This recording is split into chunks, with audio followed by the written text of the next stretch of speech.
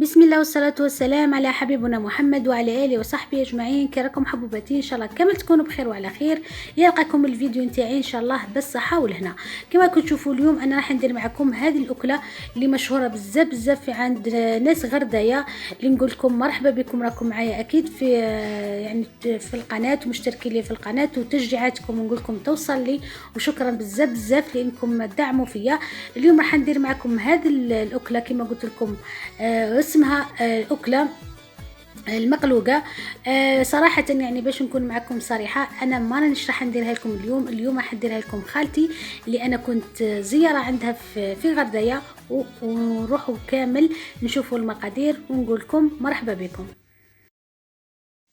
هنا كما تشوفوا مباشرة راح نقدموا المقادير كما تشوفوا هنايا. كما قلت لكم خالتي هي اللي راهي تدير لكم فيها.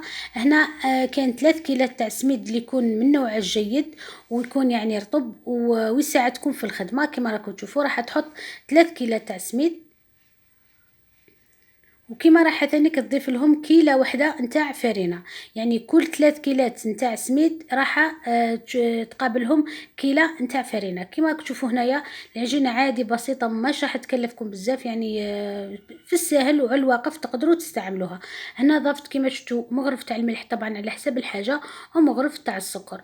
تخلط مليح وكل شيء تخلطوا بالماء، والماء يكون عادي يعني يكون بارد ماشي سخون. تخلط كل شيء مع بعض، والعجينة مش راح يعني كما نقولوا مش راح تعجنوها بزاف، يعني قسمة تلموها وتحطوها كما راكم تشوفوا معايا في الصورة.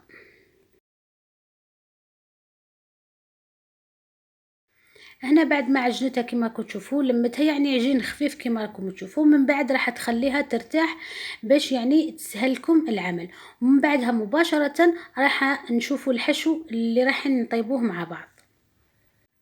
هنا كما راكم تشوفوا هنا عندها الجزر كما راكم تشوفوا، وراح تستعمل ثانيك البصل، وكما ثانيك طوماطيش، وراح تستعمل فلفل حار. يعني هنايا شوفوا حبه واحده برك تاع طوماطيش تكفي كما راهي تقولكم. وهنايا الفلفل الحار طبعا ثانيك على حسب الحاجه، وهي ننصحكم الاكله هذه لازم تكون فيها الحار بزاف. كما شفتوا ثانيك هنايا حطت يعني الشحم كما راكم تشوفوا فيه، وربطه نتاع القزبر. هنايا حطت البصل اول حاجه. هنا البصل شوفوا بعد ما تنقيه وتغسليه كامل تعاودي تربيه وتعصريه من الماء، يعني ما تخليش فيه ولا قطره تاع الماء. نفس الشيء ثانيك للجزر، بعد ما يعني ربتها كما تشوفوا ثانيك تعصرها من الماء. هذا الحشو كما راكم تشوفوا ما يحتاجش اطلاقا انكم ديروا الماء. هنا في هذا ثانيك هنايا ريحات الطماطيش وريحات الفلفل وريحات الثوم، حطيتهم كل شيء مع بعض. وهنا بالنسبه للتوابل كما تشوفوا هنايا حطت راس الحانوت، وحطيت تانيك الكركم والفلفل العكري. الفلفل العكري طبعا يكون حار. وهنايا تانيك كما تشوفوا الشحم بعد ما يعني رحاتو في الاشوار كما تشوفوا. هنايا ديروا تانيك على حسب الحاجه. هنا حطيت 3 مغارف لان الكميه ماشي بزاف، نتوما على حسب كل يعني ما تكون الكميه بزاف كل ما تكونوا تضاعفوا المقادير. هنا ضفت مغرف كبير تاع طماطيش كما تشوفوا مصبره، وضفت علبه نتاع الجامبو. هنا راح تعطي لها ذلك نكهه روعه. انا صدقوني يعني كل ما نروح عندها ونزورها ديما نطلب منها نقول لها يعني انا جيت وحابه يعني ناكل المقلوقه. هنا ذلك ضفت الزيت كما راكم تشوفوا، وتزيد ثانيك تضيف الملح. طبعا هنا الملح ثانيك على حسب الحاجه. وهنا راهي شاعله النار يعني على نار خفيفه، يعني النار ماهيش قويه بزاف. تخلط كل شيء مع بعض. هنا كما تشوفوا ثانيك القزبر هذاك رحاته في الاشوار وثاني ضافته. نخلوها يعني تطيب بدون ما تضيفوا لها الماء كما راكم تشوفوا. هنا بعد ما يعني يعني الفيديو هنا سمحوا لي برك فات لي، بعد ما خلينا هذيك العقده تطيب وارتاحت لنا العجينه نحاولوا نفتحوها كما راكم تشوفوا. من بعدها مباشره تجيب يعني هذا الصيار كما راكم تشوفوا، تحط فيه العجينه الاولى كما راكم تشوفوا هنايا. والعقدة طبعا بعد يعني ما عقدت وبعد ما طابت نحيناها خليناها تبرد باش ما يعني كي نجو راح نستعملوها ما تتقطعناش العجينة. انا بهذه الطريقه شوفوا هنايا يعني صدقوني انا صراحه تعجبني وتستحق انكم تجربوها وراح تعجبكم اكيد. ونحتاج منكم يعني تعليقاتكم اللي تحفزني كما ديما نقول لكم. هنا من بعد ما يعني دارت كامل هذاك الحشو في الوجه كما راكم تشوفوا، تحاول انها تفتح عجينه واحده اخرى وتغطي بها كامل الحشو بهذه الطريقه.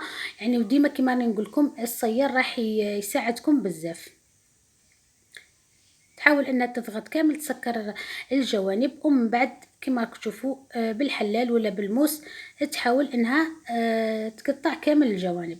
هنا طبعا باش نجو راح نطيبوها في الطاجين تاعها. يعني هنايا الطاجين قبل ما يكون سخون، قبل ما نحطوا العجينه تاعنا لازم نديروا له قطعه من الشحم. يعني لازم هنايا لازم يطيبها شحم. يعني نحاولوا ان نديروا كامل في هذاك الطاجين، ومن بعد كما راكم تشوفوا بعد ما يعني تحاول انها كامل تسويها بهذه الطريقه كما تشوفوا. هذه الطريقه يعني بالشحم ضروري انها تطيبها الشحم، لان المقلوقه تاعنا يعني المقادير يعني تكون كامل كما راكم شفتوا. نتوما لكم الاختيار، الا في الشحم لازم يكون اجباري يكون فيها شحم، لانه بنتها في الشحم. هنا من بعد ما قلبتها كما راكم تشوفوا تحاول انها ثانيك تضيف لها الشحم بهذه الطريقه. يعني هي طيبها الشحم فقط، ما تستعملوش خلاص يعني الزيت. تحاول طبعا هنا كما تشوفوا يعني على نار هاديه. شوفوا هنايا يعني كانت ناجحه كما تشوفوا. انا تنفخت لها يعني جات انا صدقوني يعني كيفاش راح نقول لكم يعني انا شهادتي فيها مجروحه. نهار اللي دير لي المقلوقه يعني صراحه تعجبني بزاف، خاصه المعقوده نتاعها. هنا شوفوا بعد ما طابت، هنا كانت الوصفه يعني خلصت وطيبناها صدقوني. يعني كان يعني هذه اللي كما تشوفوا فيها هذه الحبه خلوني باش نصورها، لانها كانت تشهي بزاف بزاف. نقولك يعطيك الصحه خالتي، ربي يحفظك، وشكرا على الفيديو. وكما ثاني نتوما نقول لكم دمتم اوفياء ليا. ان شاء الله يعجبكم الفيديو ويلقى يلقى رضاكم ونجاح. يعني كما راكم تشوفوا هنا نقول لكم تهلاو لي في رواحكم. ما بقى لي غير نقول لكم ما تنسونيش باللايك والاشتراك وتفعيل الجرس باش يوصلكم كل جديد ان شاء الله. نقول لكم شهيه طيبه وشهيتكم في الجنه. نقول لكم نحبكم، باي باي.